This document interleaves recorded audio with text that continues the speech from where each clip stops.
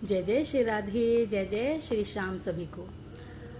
युधिष्ठिर बोले, भाद्रपद शुक्ल पक्ष की एकादशी का क्या नाम है, कौन देवता हैं और क्या विधि है, क्या पुण्य है, सो हमसे कहो। श्री कृष्ण बोले, हे राजन, स्वर्ग मोक्ष को देने वाली, सब पापों को हरने वाली परम पवित्र वामन एकादशी की कथा मैं तुमसे कहता हूँ।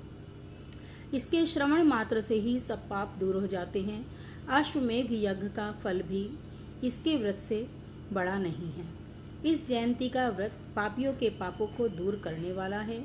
जिन वैष्णवों ने भादों के महीने में वामन देव जी का पूजन कर लिया, उसने मानो त्रिलोकी का पूजन कर दिया।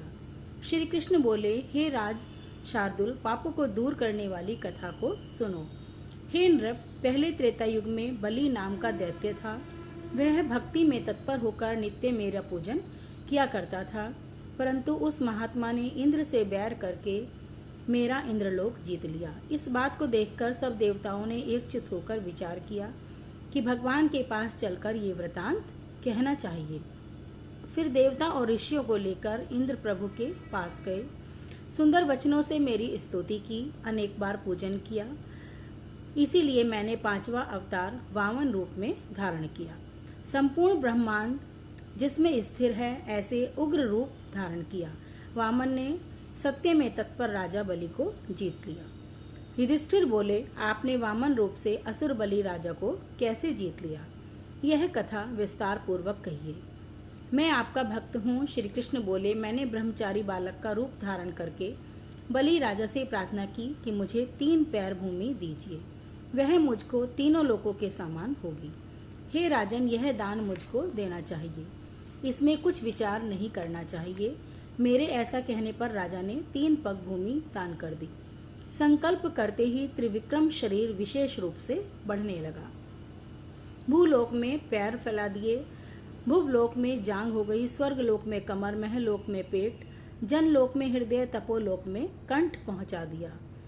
सत्यलोक में सुख और उससे ऊपर शिर को स्थापित कर दिया। सूर्य चंद्रमा से लेकर ग्रह तारागण योग ये सब आ गए। इंद्र से लेकर देवता, शेष जी से लेकर नाग, ये वेद के मंत्र से अनेक प्रकार से स्तुति करने लगे।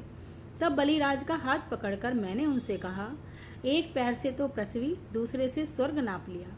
हे अनग, मेरे तीसरे पैर के लिए स्थान बतलाओ। इस तरह मेरे कहने पर राजा ने मस्तक दे दिया। तब मैंने इसके माथे पर एक पैर रख दिया। फिर मेरी पूजा करने वाला बलि राजा पाताल लोक को चला गया। उसके नम्र देखकर मैं प्रसन्न हो गया। उससे कहा, हे राजन, मैं सदा तुम्हारे समीप रहूंगा।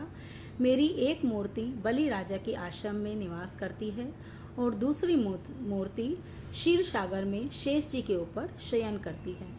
जब कार्तिकेय की एकादशी आती है तब भगवान वहां शयन करते हैं।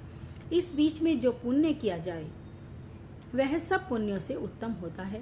जो मनुष्य पापों को हरने वाली इस कथा को सुनता है, उसको 1000 अश्वमेघ यज्ञ का फल मिलता है। इस दिन वामन भगवान की पूजा करनी चाहिए और ककड़ी का सागर लेना चाहिए। जय जय श्री राधे सभी को, जय जय श्री श्याम।